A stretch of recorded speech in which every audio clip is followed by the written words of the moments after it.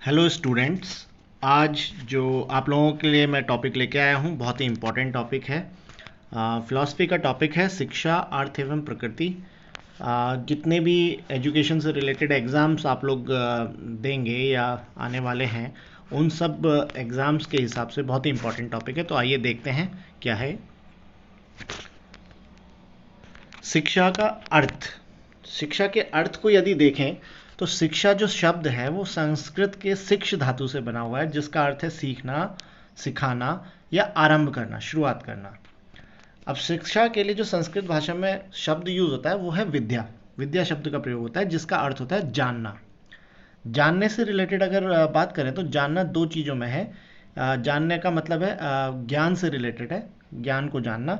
अब ज्ञान क्या है? बाहर से आरोपित ज्ञान हो सकता है, जैसा कि एक शिक्षक अपने छात्र को देता है, और या फिर बालक अपने अंदर स्थित जो ज्ञान है, मीन्स उसके अंदर की जो इनहेरेंट क्वालिटीज़ है उसको जानना, इसकी बात यहाँ पे कर रहे हैं। हिंदी शब्द, हिंदी का शिक्षा शब्द जो है अंग्रेजी भाषा के एजुकेशन शब्द का पर्याय है। ये आप लोग सभी जानते हैं। अंग्रेजी भाषा के एजुकेशन शब्द की जो उत्पत्ति हुई है वो लैटिन भाषा के एडुकेटम, एडुकेयर और एडुसियर तीन शब्दों से हुई है, जिसका अर्थ मैंने जो है यहाँ पे लिखा हुआ है, आप लोग देख सकते हैं।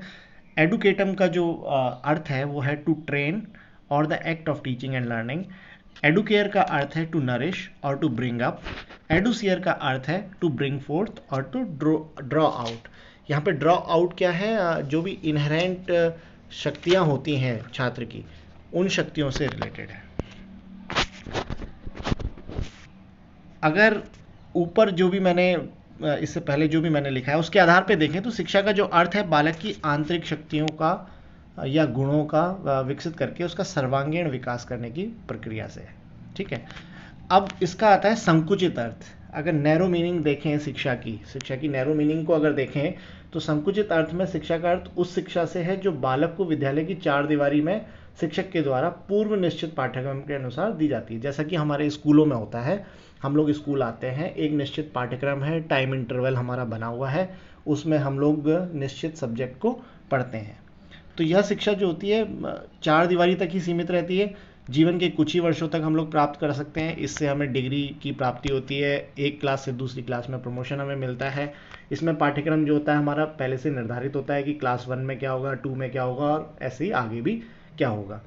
शिक्षण विधियाँ निश्चित होती हैं कि इस क्लास को किस तरीके से पढ़ाना है। पुस्तकों का बाहुल्य होता है, किताबी ज्ञान पूरी तरीके से दिया जाता है और शिक्षक का स्थान प्रमुख होता है। संकुचित अर्थ में शिक्षा बालक का सर्वांगीण विकास करने में सक्षम नहीं होती। इससे बालक को जो है व्यवहारिक ज्ञान नहीं मिल पाता है। इसमें बच्चा क्या है, वह तोते की तरह रट लेता है, जो भी विषय के जो भी ज्ञान है उसको रट लेता है, लेकिन वो उसके व्यवहार में नहीं आ पाता है। पुस्तकीय ज्ञान उसको मिल जाता है, लेकिन व्यवहारिक ज्ञान उसको संकुचित अर्थ के आधार पर देखें तो नहीं मिल पाता है। अब हम शिक्षा के व्यापक अर्थ की अगर बात करें तो व्यापक अर्थ में शिक्षा से तात्पर्य उस शिक्षा से है जो बालक को जीवन पर्यंत अपने माता पिता, भाई बहन, मित्र, शिक्षक, पड़ोसी, समाज, विद्यालय या समाज के अन्य लोगों से प्राप्त होती है।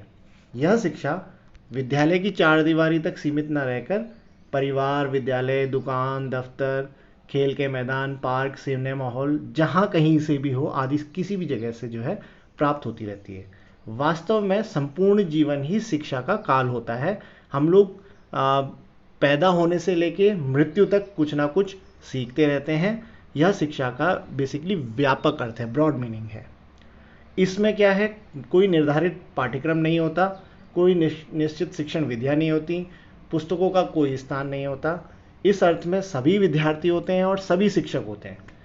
बच्चा जो है जिन जिन के संपर्क में आता है, जिन जिन से मिलता है, वो सभी उसके शिक्षक होते हैं। इस प्रकार की जो शिक्षा होती है वो व्यापक होती है और जीवन भर उसको कुछ ना कुछ सीखने को मिलता रहता है। जो भी वो अनुभव करता है वो ही उसकी शिक्षा है। इस प्रकार की शिक्षा बच्चे को व्यवहारिक ज्ञान देती है और उसे अपने वातावरण में, अपने समाज में समायोजन करने की क्षमता पैदा करती है। अब यदि बात करें हम शिक्षा की प्रकृति की, तो शिक्षा की जो प्रकृति है उसमें जैसा कि मैंने सबसे पहले लिखा हुआ है शिक्षा एक उद्देश्यपूर्ण प्रक्रिया है। तो हम सभी लोग जानते हैं कि शिक्षा प्राप्त करने का कुछ ना कुछ उद्देश्य होता है और इस उद्देश्य की प्राप्ति के लिए बहुत सोच समझकर और जानबूझकर प्रयत्न किए जाते हैं। जैसा कि योजना मतलब शिक्षा की जो प्रक्रिया है योजनाबद्ध तरीके से संचालित की जाती है। अब आप देखते होंगे कि हम जो भी शिक्षा ग्रहण करते हैं स्कूलों में, आप देखते होंगे शिक्षा ग्रहण करने का कोई ना कोई हमारा उद्देश्य होता है। उद्देश्य क्या है?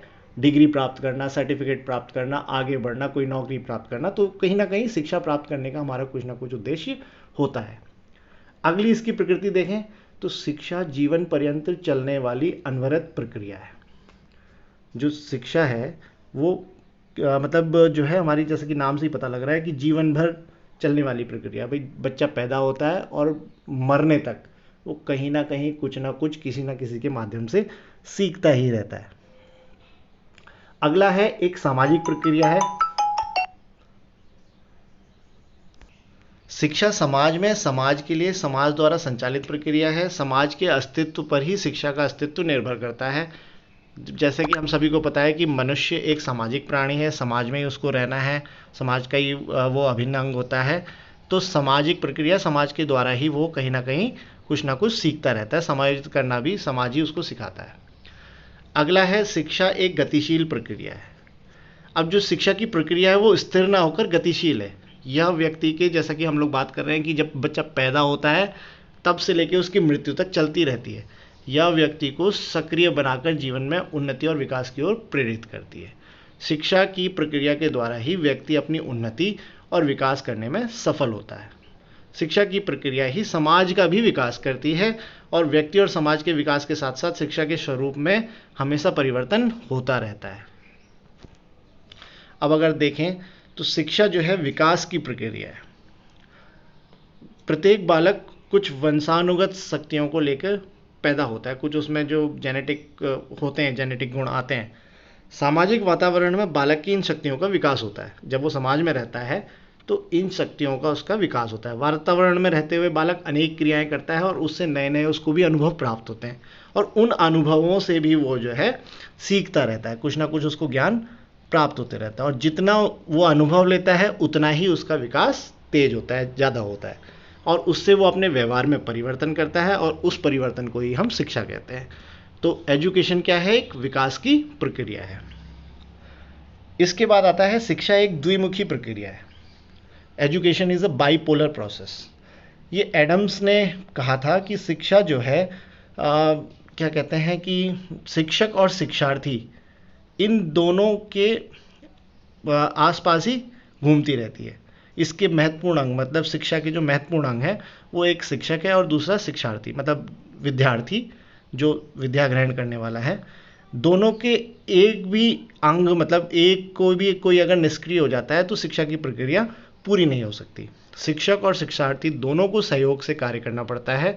शिक्षक को विद्यार्थी के मनोविज्ञान को समझकर उसे प्रेरणा देनी होती है और शिक्षार्थी को जागरूक होकर ज्ञान को ग्रहण करना होता है। ऐसे ही एक शिक्षा शास्त्री थे डीवी। उनका मानना था शिक्षा एक त्रिमुखी प्रक्रिया है। इसके 3 अंग हैं। 3 अंग कौन से हैं? एक शिक्षक, दूसरा बालक और तीसरा पाठ्यक्रम। शिक्षक और बालक के साथ साथ पाठ्यक्रम भी शिक्षा का एक महत्वपूर्ण अंग है, ऐसा मानना था डीवी का। पाठ्यक्रम का अर्थ केवल पुस्तकीय ज्ञान नहीं था। उनका मानना था कि वो सब विचार, भाव, मान्यताओं, अनुभव जो भी हैं ये सब उसका पाठ्यक्रम है। एक शिक्षक जो है पाठ्यक्रम को लेके शिक्षार्थी को शिक्षा प्रदान करता है। तो आज मैंने आपके लिए जो है शिक्षा का अर्थ और शिक्षा की प्रकृति आप लोगों को यहाँ पे मैंने नोट्स लेके आया हूँ। आशा करता हूँ कि आप लोगों को समझ में आया होगा और इससे रिलेटेड यदि कोई प्रश्न आपके आते हैं तो आप लोग उसको सॉल्व कर पाएंगे। और यदि कोई और अन्य आपके पास इससे संबंधित क्वेरी है तो आप लोग निश्चित रूप से मुझे कमेंट बॉक्स पे बता सकते हैं। धन्यवाद।